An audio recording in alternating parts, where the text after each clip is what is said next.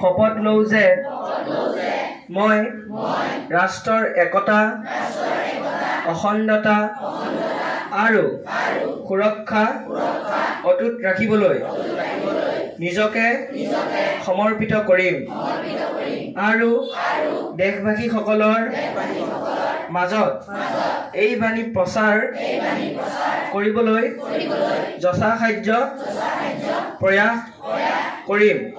মই এই শপত মোৰ দেশখনৰ একতাৰ ভাৱনাৰে লৈছোঁ, যি স্বৰ্গীয় চৰ্দাৰ বল্লভভাই পেটেলৰ দূৰদৰ্শিতা আৰু কামৰ বাবে সম্ভৱপৰ হৈছে।